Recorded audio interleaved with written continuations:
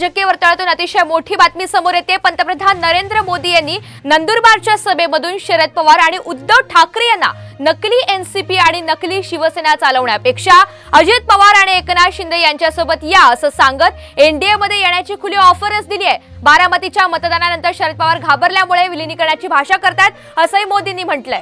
वो इतने हताश और निराश हो गए हैं कि उनको लगता है कि अगर 4 जून के बाद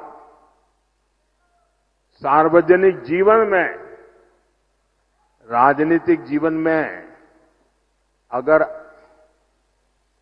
टिक के रहना है तो छोटे छोटे राजनीतिक दलों को कांग्रेस में मर्ज हो जाना चाहिए।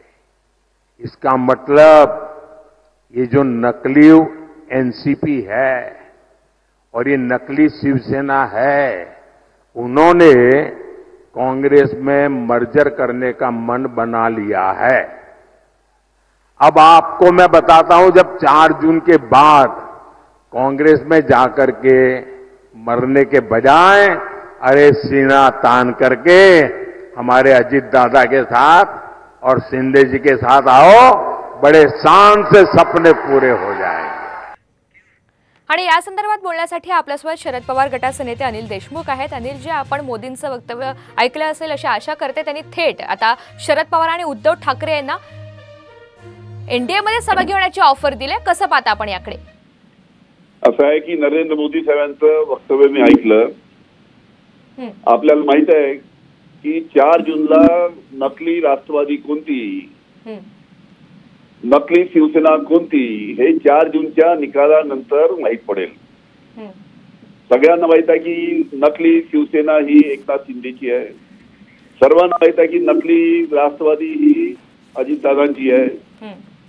त्याच्यामुळे 4 जूनला जेव्हा निकाल येईल, ज्या पद्धतीनं महाविकास आघाडीच्या माध्यमातून शिवसेना, काँग्रेस, राष्ट्रवादी यांच्या माध्यमातून आणि बाकी जे मित्रपक्ष आहेत, आमचे रिपब्लिकन पक्ष आहे, आप आहे, अनेक पक्ष आहेत, सीपीआय, सीपीएम, या सर्व पक्षाच्या माध्यमातून ज्या पद्धतीनं आम्ही महाराष्ट्रामध्ये एकत्र येऊन ही निवडणूक लढतोय, त्याच्यामुळे 4 जूनला जेव्हा निकाल येईल तेव्हा भारतीय जनता पार्टीचा धुवा उडेला तुम्हाला दिसेल। अशा पद्धतीची परिस्थिती महाराष्ट्रामध्ये शेतकरी नाराज आहेत, महाराष्ट्रामध्ये तुमच्या बेरोजगारीसाठी आमचे युवक नाराज आहेत, महागाईसाठी आमच्या महिला नाराज आहेत। अशा पद्धतीचं संपूर्ण वातावरण ग्रामीण आणि शहरामध्ये भारतीय जनता पार्टीच्या विरोधात आहे।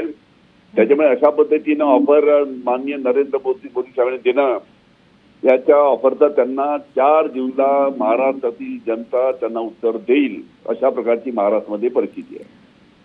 तुम्ही 4 जूनचा उल्लेख केला म्हणून मला आणखी एक प्रश्न विचारायचा आहे। धन्यवाद अनिलजी आपल्या सविस्तर प्रतिक्रियेसाठी। राजकीय वर्तुळातून आताच्या घडीची एक मोठी बातमी। पंतप्रधान नरेंद्र मोदी यांनी नंदुरबारच्या सभेमध्ये शरद पवार आणि उद्धव ठाकरे यांना नकली एनसीपी आणि नकली शिवसेना चालवण्यापेक्षा अजित पवार आणि एकनाथ शिंदे यांच्यासोबत या असं सांगत एनडीए मध्ये येण्याची खुली ऑफर दिली आहे।